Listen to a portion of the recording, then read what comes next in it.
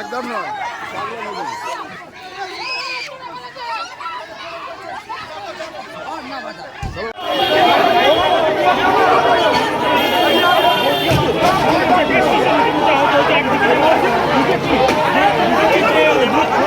হাওড়ার পুনসানি ষষ্ঠীতলা এলাকায় ধুন্ধুমার বিজেপি এবং তৃণমূল কর্মীদের মধ্যে ব্যাপক মারধর। ঘটনাস্থলে আহত বেশ কয়েকজন। মাথা ফাটিয়ে দেওয়া হয় বিজেপি কর্মী সমর্থকের। ঘটনার সূত্রপাত পুনসানি ষষ্ঠীতলা এলাকায়। বিজেপির অস্থায়ী ক্যাম্প ভাঙচুর করার খবর পেয়ে বিজেপি প্রার্থী সেখানে এলে পরিস্থিতি অগ্নিগর্ভ হয়ে যায়। ঘটনার বেশ কিছুক্ষণ পর পুলিশ এবং র্যাব এসে পরিস্থিতি নিয়ন্ত্রণে আনে।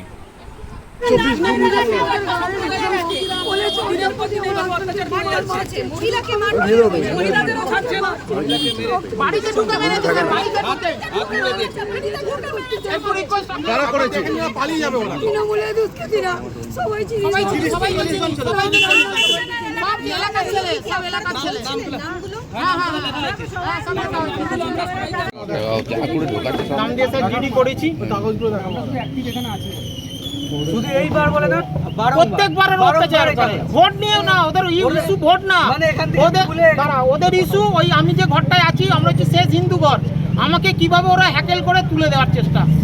এর আগে 40 লাখ টাকা দাম দিয়েছে, কন্ডম ফেলে সব নথি আছে আমার।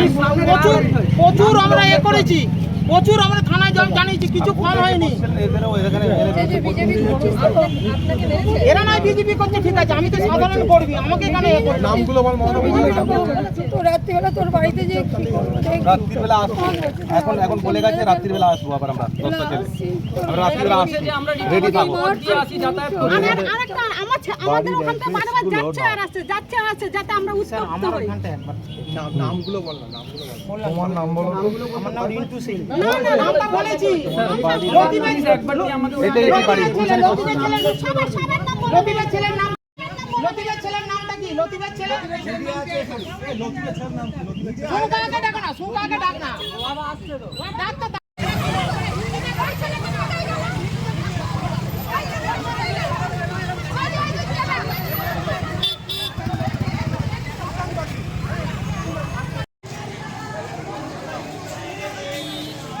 পাশাপাশি থেকে একসাথে জানা যাবে।